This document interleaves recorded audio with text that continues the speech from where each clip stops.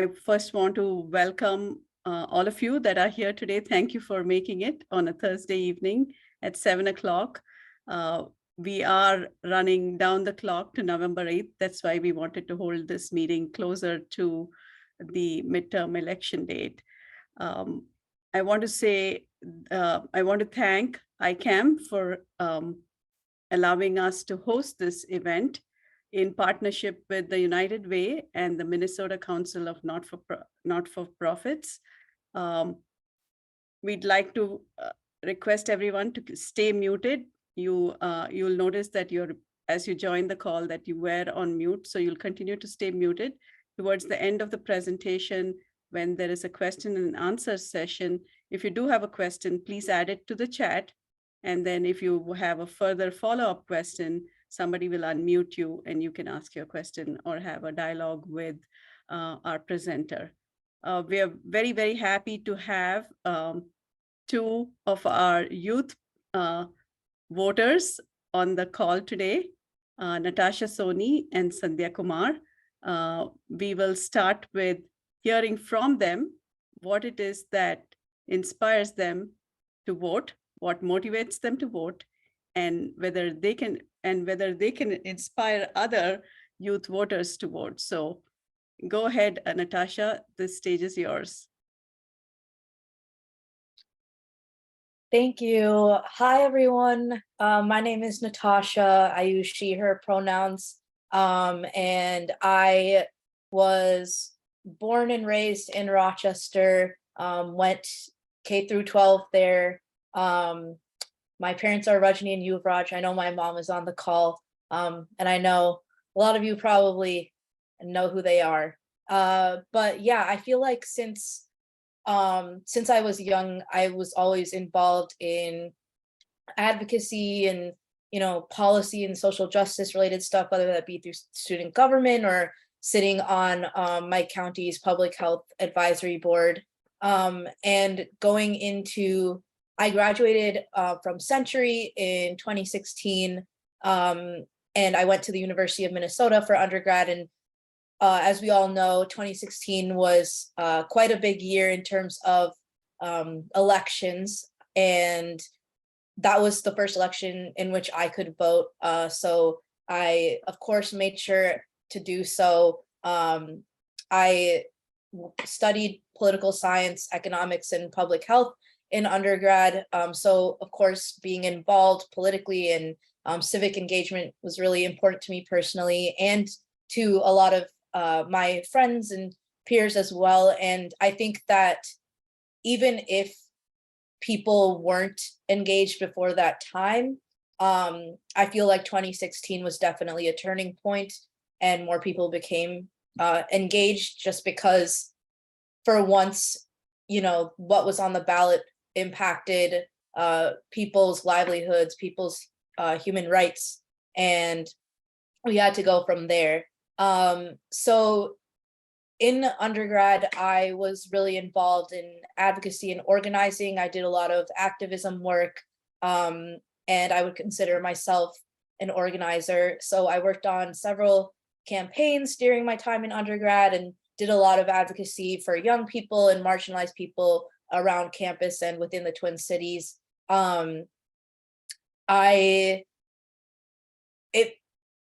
One thing for me is that, you hear a lot that, my vote won't count, or, what's the point?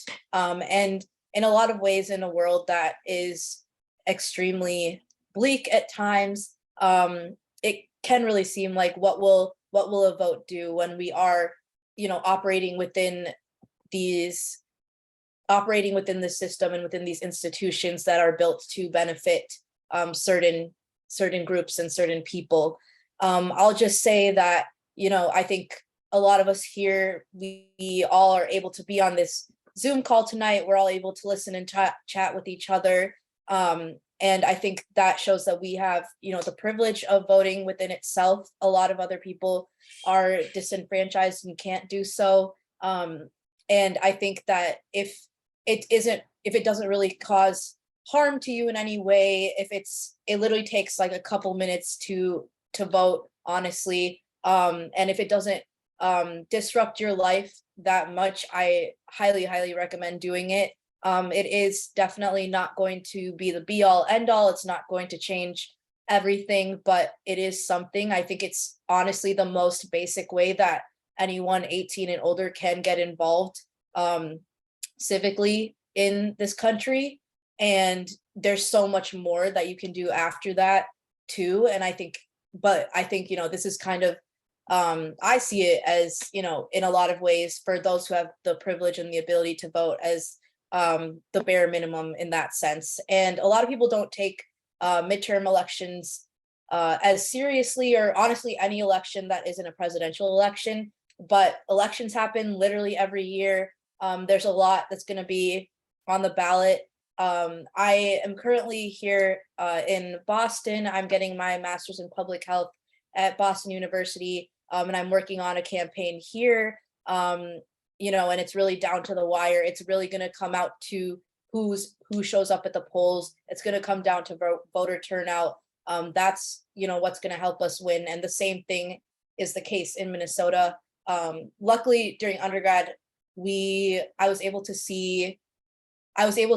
you know, help increase voter turnout within the Twin Cities area, and a little bit in Rochester as well. And we saw voter turnout increase by over 100%, which was amazing. And I think that in a state like Minnesota, where voter turnout is already very high, I think it's either the highest or one of the highest in the country. I'm sure that Melanie can confirm that when she speaks. But yeah, I think, you know, we have that to live up to as well. And I know that a lot of you on this call, I've interacted with you personally, you know, whether it be at certain gatherings or things like that. And I've probably chatted with you a little bit about, you know, the work that I do, and a little bit about politics or social issues or things like that. So I know that you all care.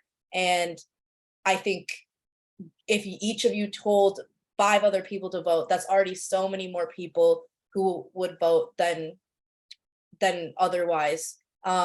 So just make sure to take that time. You are legally allowed to get time off from work to go and vote, and school as well. They can't keep you from doing that. And I think at the end of the day, in times where that have been really challenging for all of us in one way or the other, at the end of the day, when most of us on this call have, you know, faced our own challenges in being people of color, and a lot of you have immigrated here from other countries, things like that. This is the first step and the first opportunity that you have in voting. And like I said, there's a lot of positions that are on the ballot this fall. A lot that's gonna, you know, shape Minnesota's future.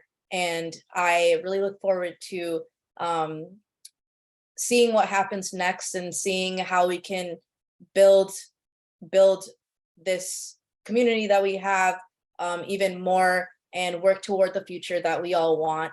I do know a lot about, you know, voter turnout specific questions, voters' rights, things like that. And I know Melanie is on this call to talk about that as well. But if anyone ever has any questions, whether it be within the next few days before the election, or just any time in life, do not hesitate to reach out to me. I would love to be a resource for you and help as much as possible, and maybe even give you that, you know, hope as a young person that we all need, you know, to work toward a future where we can all thrive.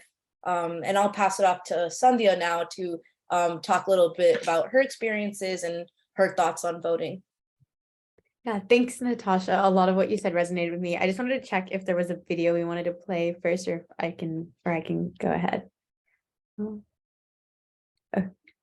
I think give us a minute, Sandhya. We'll play a video just to give this a pause and give you a minute to collect your thoughts. Sounds good. Thanks everyone again for those who joined after we started. This is perhaps a video most of you have seen. Melanie, this is an effort coming out from the community in encouraging everyone to vote. Democracy आपला हातमा છે जननायकम हम कहिए લોકતંત્ર આપર નિર્ભર है Democracy is in our hands. Democracy is in your hands ಪ್ರಜಾಪ್ರಭುತ್ವ ನಿಮ್ಮ ಕೈಯಲ್ಲಿ ಯಾವತ್ತೂ ಇದೆ ಅದನ್ನ ಕೈಯಲ್ಲಿ ಇಟ್ಕೊಳ್ಳಿ లోక్शाही आपल्या हातात आहे లోక్తంత్ర ਸਾਡੇ ਹੱਥਾਂ ਵਿੱਚ ਹੈ ఎందుకంటే ప్రజాస్వామ్యం మన చేతుల్లోనే ఉంది democracy is in your hands thank you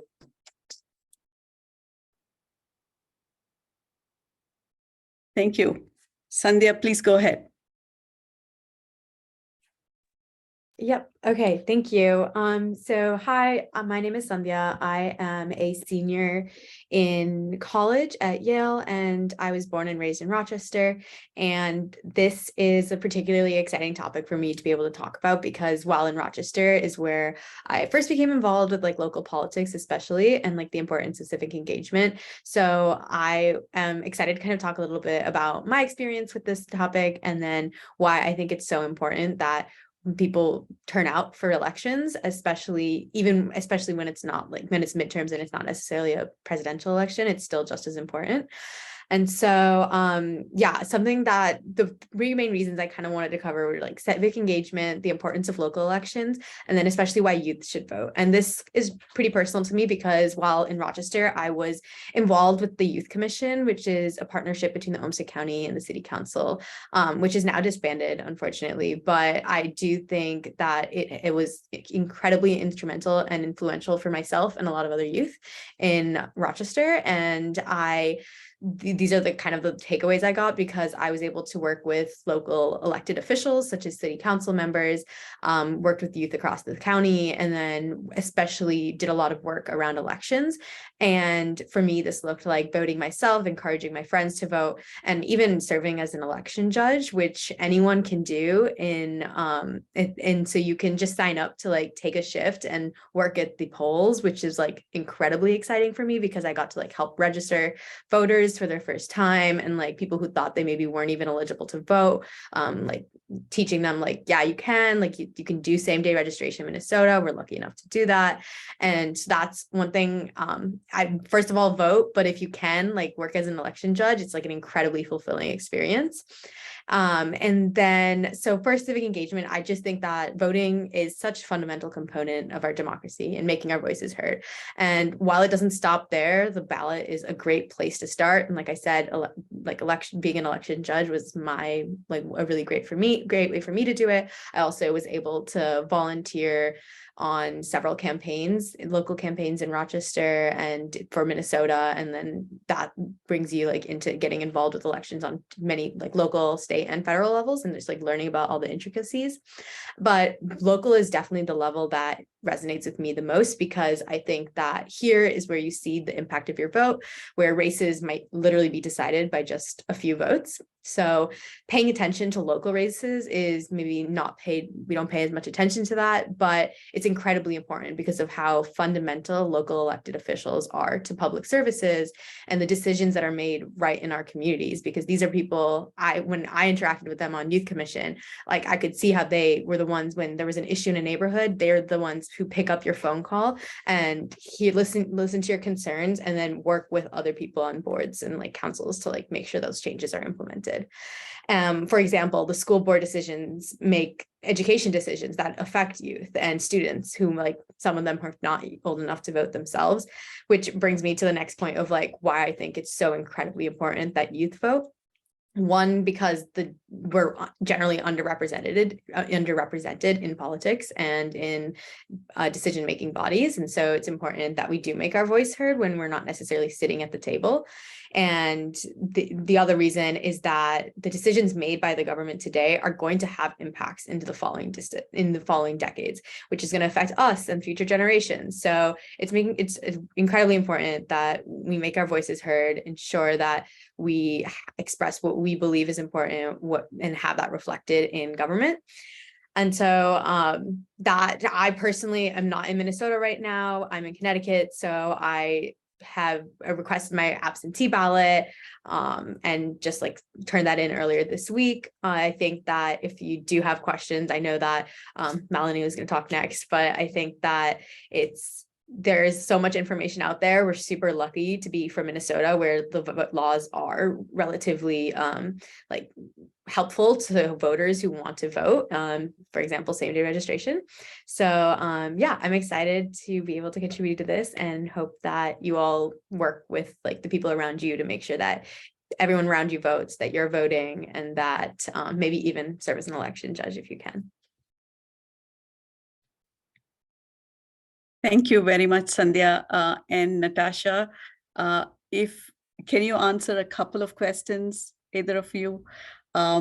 What in your mind is the single most important thing that motivates young voters outside of the very engaged people like you to vote? Do you see here of some of the reasons that people go out and vote? Is it single issues? What in your mind, takes them to the voting station to vote? Yeah, so I have two answers for this. One is that, again, I think we're every single day that passes, we're getting more and more into a time where people are just more politically and socially aware of what's happening with the rise of social media and just overall communication. I think that it's really hard to turn a blind eye to everything that's happening in the world and things that are even happening in your own backyard. And I think that I've even seen this with my younger brother, whom many of you know, Neil. I feel like, watching him grow through high school and now in college, I feel like he and all of his friends are so much more aware of things that are happening than even I was at his age. And it's purely just because they have access to things. They have greater access to social media. They're always on TikTok. People are, advertising all these different things that are happening. And I mean, even today, it's November 3rd, and it was 70 degrees here in Boston, which is incredibly alarming. Climate change has been happening. It is happening. Things that are on the ballot directly impact that. And if we want to live fulfilling lives, if we want, as young people, if we want to have the experiences that, a lot of our parents have had, and even greater experiences than that, voting is really important. And I think the second thing is that if you see people like us who are very civically engaged, like Sandhya and I, if we're out knocking your doors, if we're out talking to people our age, they're going to be like, oh, if they can do it and they're my age, I can do it as well. I think that having young people involved in this process makes all of it more accessible. A lot of people don't even know, how to register to vote, where their polling places are, anything like that. And I think that literally in undergrad and even now, like I literally just came back home from door knocking. I was knocking every single residence hall, every single apartment around campus. I was knocking places that had high numbers of people of color, things like that, people who are normally disenfranchised, and giving them like step-by-step instructions of how to get to the polls. We would physically take people to the polls on election day. And we were able to show them how easy it is to vote, especially in a place like Minnesota, where you're able to register on the day of the election at the polling place. A lot of other states have that. I mean, here in Massachusetts, like the registration deadline is passed. It is what it is at this point, but Minnesota has that opportunity. And I think that if you show people how easy it is, they will do it because they know that it's not going to inconvenience them. And I think a lot of young people who are in college or otherwise are like, oh, like there's so much other stuff on my plate. But us being there in front of them and showing them like how accessible it can be, or not even that, like there are a lot of pieces to voting that still need a bit of work, as I'm sure Melanie and like everyone at the Secretary of State office knows. But I think that all of us on the ground are making it more accessible for people every single day. And that's why we're seeing an increasingly large number of young people and marginalized people out and voting. Thank you. Yep. We hope to see more and more turnout in the coming elections too. I think there's a large population that is very vested in these issues, but don't turn out in time. Sandhya, any comments before we move on to Melanie's presentation? No, I don't think so. I think Natasha pretty much covered it. I would just say that definitely, like, kind of like she was saying, it's incredibly warm out right now. This is like a sign of the current times and the current issues. And I think a lot of what's happening in the Supreme Court is driving a lot of young people to the polls this November, because we're seeing that one election cycle can do a lot of damage on or can make a lot of change, at least on the Supreme Court level. And I know, at least for myself and my peers, that's definitely something that's driving us to the polls as well. Thank you. Thank you both for sharing your thoughts, your ideas about voting, about going to the polls and why it's important. We have our guest for the evening, Melanie Hazelip, join us from the Minnesota State Secretary of State's office. I'd like to introduce her first before she takes the stage. Ram, you may want to give her, co-host rights so she can share her presentation. Melanie Hazelip is the Voter Outreach Director for the Office of Minnesota Secretary of State, Steve Simon. She has done voter and civic engagement work since 2016 in a variety of capacities. She believes democracy is not a spectator sport. We all must participate. In her work, she tries to make voting accessible to all Minnesotans. She spends her day talking to advocates around the state who shared the same goal. The work of the Secretary of State's office affects Minnesotans in all 87 counties of the state. The main responsibilities include the review, approval, and filing for all businesses and organizations operating in the state, administering the state's address confidentiality program to help protect those who fear for their safety, and overseeing statewide elections. A warm welcome to you, Melanie, and thank you so much for taking us up on this offer to present to our community. This event is being recorded live, and it is also on Facebook, streaming live.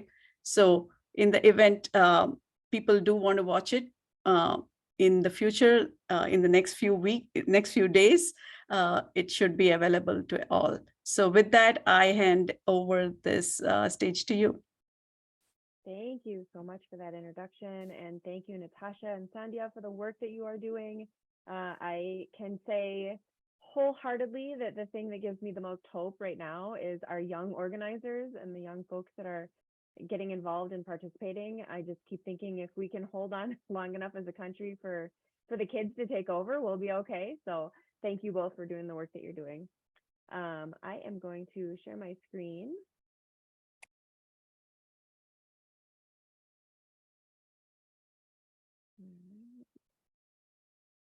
Okay. So as long as I don't hear otherwise, I'm going to assume that you can all see that. I like to call this my Voter 101. We will just go over the mechanics of voting and how you can access voting. Like Natasha and Sandhya said, we try to make voting really accessible in Minnesota, and we try hard at our office to remove as many barriers as possible for eligible voters. But sometimes that can make the process seem a little bit more complicated than it actually is. So hopefully this will help you through that process. And then votes.gov is our website, and it is your one-stop shop. It has all the information that you need, nonpartisan, to figure out anything about voting and the election. It is where you learn how you can vote, either absentee by mail or early in person or on election day. It's where you could register to vote. The registration deadline has passed, as Natasha said, but if you are ready in advance ahead of the next election, you can register in advance on our website. It only takes about 2 to 3 minutes. It's where you can also find out what's on your ballot. You can find your polling place, and you can get election results after the election. just to look at where we are in the election. Melanie, sorry calendar. to interrupt. Your voice isn't carrying across. Maybe you want to speak up a little bit. Thank you. Yeah, sure. Is that better? Can you hear better now? Yeah, slightly better. Okay. Just to look at where we are in the elections calendar, we are almost towards the end of election season. We don't call it election day here at our office. We call it election season because you can vote for 46 days ahead of the election, all the way up until November 8th. So we are just 5 days away from the election at this point. And we will talk about that green box on the right in just a little bit, what's on our ballot this year in 2022. So voting early by mail is one of the options that we have in Minnesota that begins 46 days ahead of the election. And right now, if you still have an absentee ballot, we're recommending that you hand deliver it yourself to county elections offices, because if you put it in the mail, there's the chance that it might not get there on time. Your ballot has to be received by election day. If you hand deliver it, it's by 3 p.m. on election day. If it's delivered via U.S. mail, it's just by election day. That was changed in 2020 because of COVID, but that rule is back now. And so we want to make sure that people know their ballots have to be received by election day. And also we want to make sure that people know that the rule is back this year, that you need to have a witness signature on your absentee ballot form. That was also suspended in 2020, but now you need to have that witness signature on your envelope.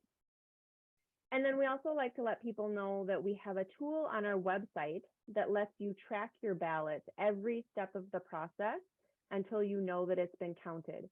Just like a package that you would order in the mail, your ballot is attached to you, the voter, with a special number, a special barcode, and you can track it all the way through so that you know that you have voted and that your ballot has been counted. And you can also vote early in person in Minnesota. There are early in-person sites open all across the state in every county right now. You can find your early voting site on our website.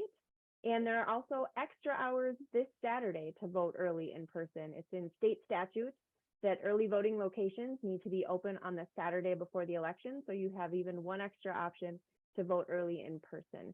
We have a lot of people that are going to their early in-person sites to vote right now. And then, of course, election day voting. Many people like to still vote on election day the traditional way. We want to make sure that you know that polling places have changed this year. Because of the 2020 census, when we recounted the entire population, we then had the redistricting process where all of the political maps were redrawn. And because of that redistricting process, many polling places did change. So we're letting folks know that they might want to double check, just make sure you know where you're going ahead of time so you don't end up at the wrong place. And as our young organizers mentioned, we do have election day registration in Minnesota.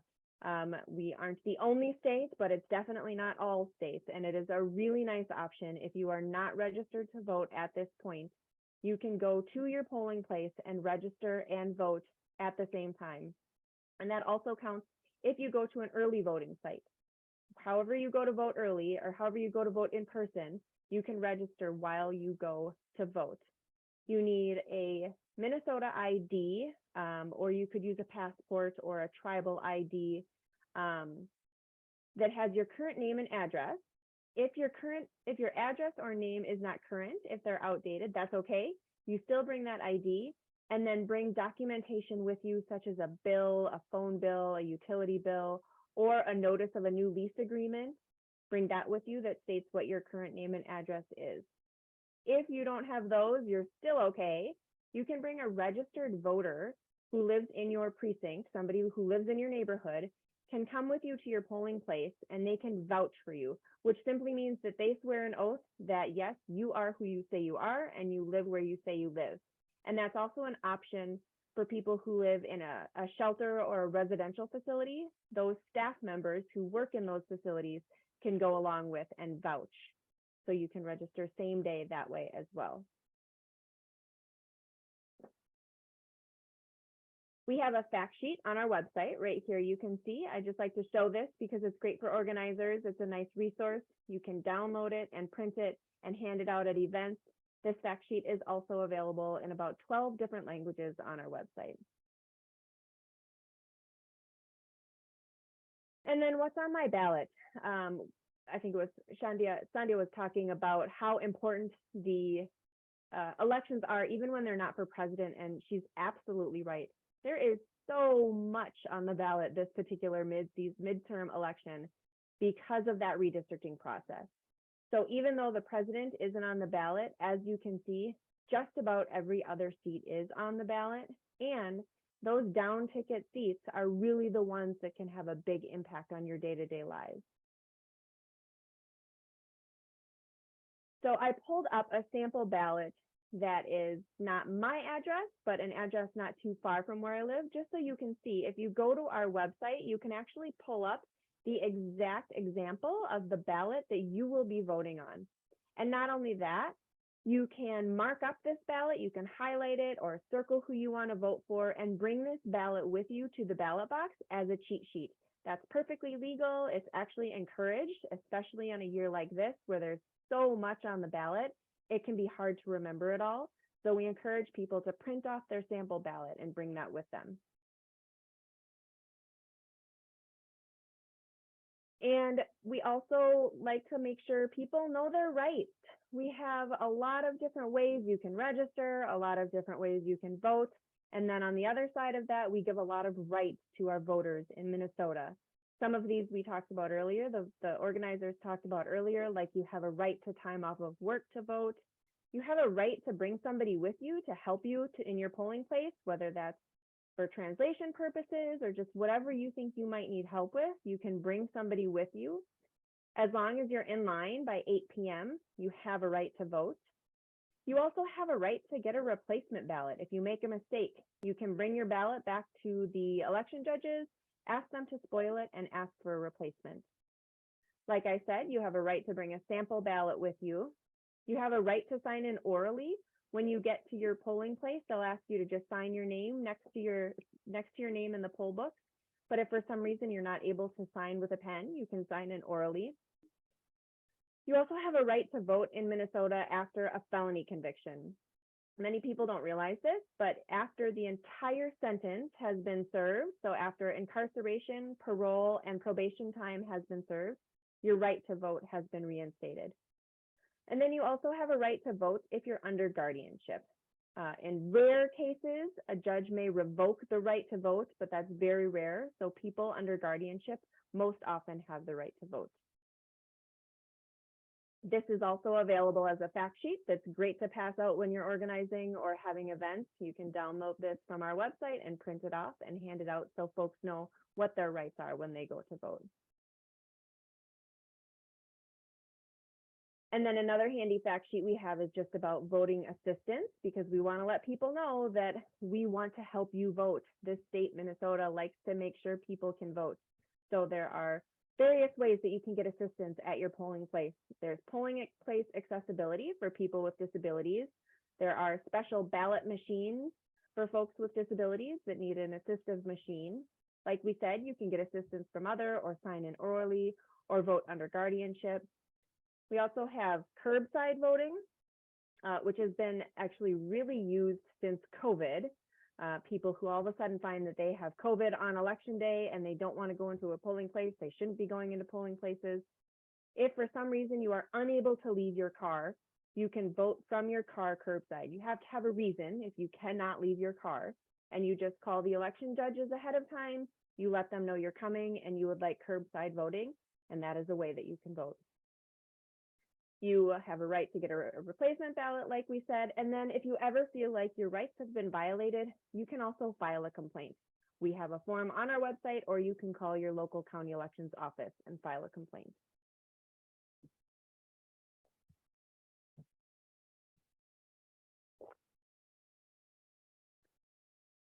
So now what? Spread the word. Just like our young organizer said, make sure you get other people to vote as well. Tell your family and your friends and your neighbors. Use those resources that we have on our website, those fact sheets that are available.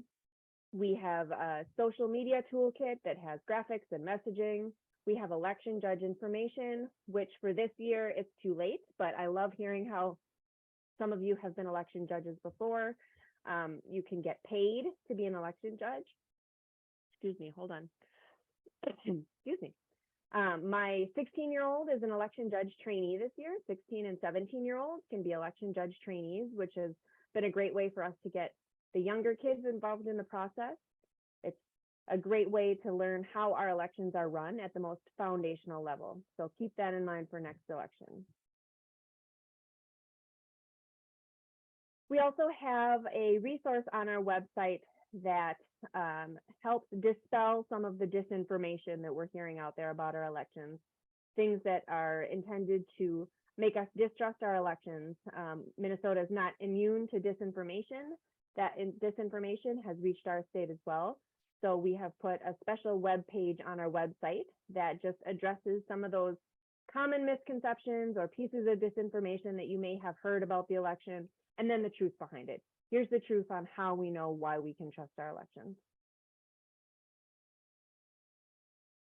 And then, as it was brought up, Minnesota does have the #1 voter turnout in the country. We have for the last 3 election cycles, actually, and hopefully this year will be #4.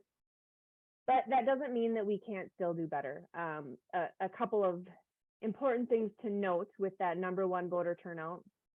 It's the disproportionately white vote. Communities of color have a disproportionately lower turnout, and that is something that you all on this call are working on. It's a priority for our office to reach out for those underrepresented communities, communities that feel like they've been left out of the process. There's definitely work that we have to do in that area. And then also the young vote. The 18 to 29-year-olds are traditionally the lowest voter turnout group of all in almost every election. Minnesota has a higher youth voter turnout than most states. We've been #1 in the past. We weren't last year for youth voter turnout. But again, there's still a lot of work to do there. I heard a state senator put it this way recently. If the 18 to 29-year-olds would all turn out and vote, and if they would all vote as a voting bloc, they could control our elections from here on out. That's the amount of power that the youth vote has right now. That's how many of our young people there are who have sat out from our elections in recent years, that if they would just start voting, and if they all voted together, they could literally just take control of our elections from here on out. So especially for those of you who are doing outreach and organizing with the younger voters, remember that message. Remember how much power is just sitting there waiting to be taken. There's definitely enough of them where they could start making a big impact on those issues that you mentioned earlier that are important. And then that's my contact information. That's my cell phone. I'm always happy to hear from anybody with any questions at all about voting or the election, or even ideas or feedback.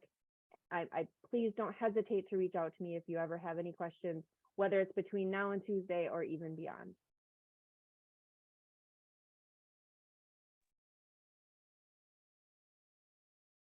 Thank you, Melanie. That was a very useful set of slides. I think we should save and distribute so people that could not make it today have that information with them. Know your rights. Again, that is something that all of us are not aware of, all of the rights that we have during the voting season. So that's important as well to share with everyone. Thank you for your time today. We have one question from the audience. This person is new to our town. So Hemant, I'll read out your question. Hi, Shyamala, this is Hemant from Chicago. I just moved recently, so can I vote here in Minnesota? I have also participated as an election judge 2 or 3 times in Chicago. Thank you for doing that, Hemant, and I'll let Melanie answer that question. Yes, Hemant. Well, first of all, welcome to Minnesota. We're glad you're here. As long as you've lived here for 20 days, that's the minimum amount of days you have to live here. And as far as being an election judge in Minnesota, It's as long as you are an eligible voter. So you actually don't have to be registered to vote to be an election judge, but as long as you're an eligible voter. So again, that would go back to having lived here for at least 20 days. And welcome to Rochester, Hemant. Any other questions for Melanie?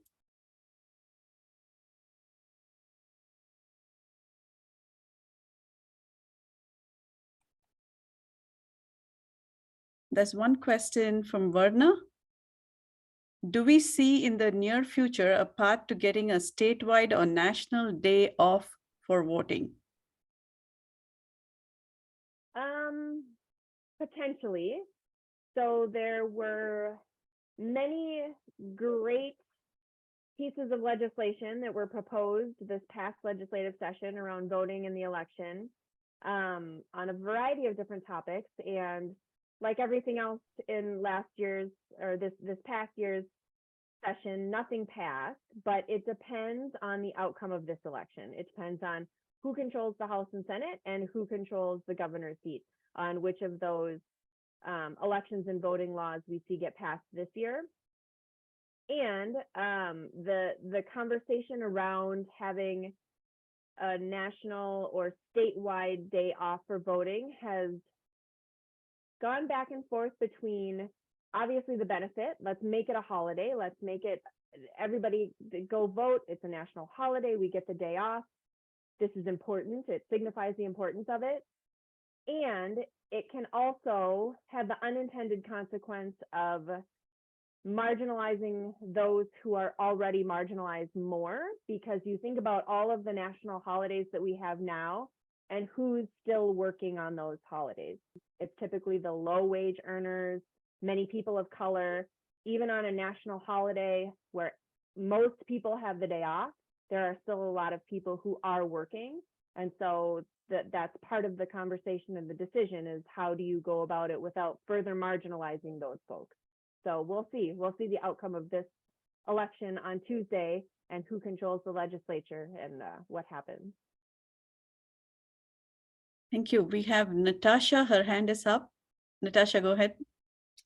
Yeah, thank you so much, Melanie, for being here and sharing all of your information. You talked briefly about this and I might have missed it, but I voted, I know Sandhya did as well, but I voted absentee this year for Rochester from here in Boston, and I needed like a witness, a registered like Minnesota voter to sign my ballot, which luckily like one of my friends who is from Minnesota also lives here, so we like signed each other's. But I was wondering, I know you mentioned something about how that has changed or something like that. Like, has that always been the case, and why is it the case now? And is there a chance that that could change? Just because I feel like what if I didn't have anyone around me who could have signed my ballot, you know? That's a great question, and it's one that our call center is getting a lot of right now, especially from college students. And the answer is either a registered voter or a notary. So most often for folks who live out of state, we recommend that they find a notary. There's usually many in cities, and there's always one you can find in town. A notary is also authorized to sign your ballot. And the reason that was suspended in 2020 was because people were too nervous to have, it was pre-vaccine America. We still didn't know anything about COVID at that point. And so we didn't want to require people to be in the presence of others for that signature in 2020. But it is a rule that has always been in place since we've expanded our absentee ballot options in Minnesota. And it's really just a safety measure. It's just it's one more way that we know that our elections are safe and secure and accurate. You have a witness that has looked at your documentation, has seen that you, the voter, did fill out the ballot. So I don't see that rule going away anytime soon. There may be other ways to expand who could be your witness, but for now it's a registered voter or a notary. Thank you. There's another question in the chat. Is there any link on a Minnesota website, which provides bio and background of all the leaders who are running for election in our area? Yes, there is on our website that What's on My Ballot link. If you go right to our website, you'll see under the elections page, the What's on My Ballot. And from there, you will get a list of who is on your ballot. And as long as those candidates have websites, you can click right from there to their website. Of course, it's dependent on the candidate actually having a website, which many of the judges or the really down ballot races don't. So that's one tool that you can use. And then there's also several nonpartisan tools that our partners have put out that are great, that maybe provide even a little bit more than that. The League of Women Voters Minnesota has a Vote 411 that does the same thing. Ballot Ready is another good one that does the same thing, but then also includes direct quotes from candidates on specific issues. So you could either use the What's on My Ballot from our website or some of those partner tools as well. Thank you. I had one quick question myself. How has the early voting trend been in Minnesota so far?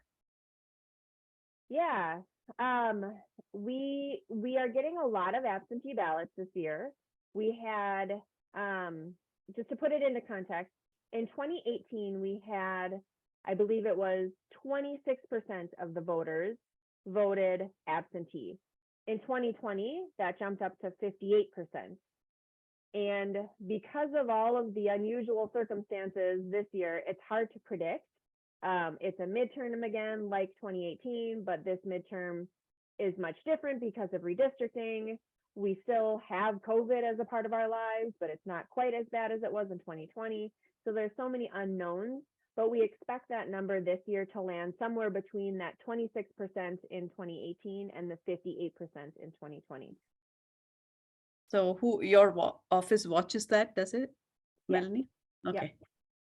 Yeah, we get the reports from the counties each week about how many people have voted absentee. And then that data will be public. After the election, we'll have that data public.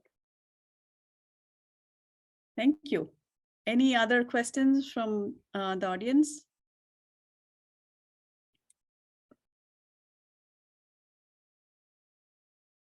Otherwise, I had a small clip to play for us. And let me pull that up. While we wait, any other questions? Ajay, Nisha?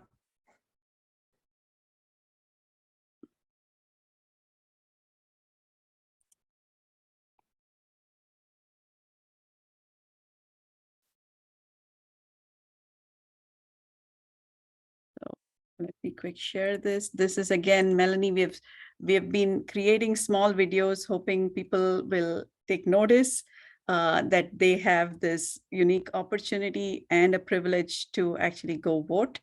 So I'm going to share my screen. Ram, I am unable to. Here, I should be able to do this now. Quickly.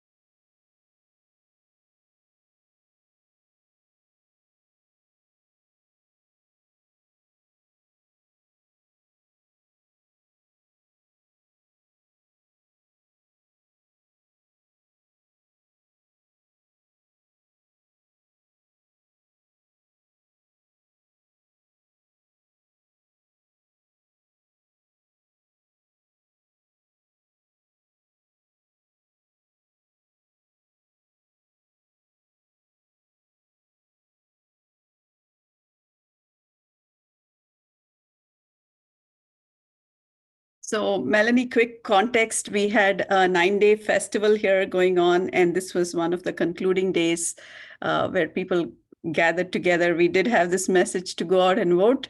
I don't know how much of it was taken and how much of it was lost in all the festivities, but we do have another large cultural festival coming up being celebrated. So our elections are sandwiched between these two.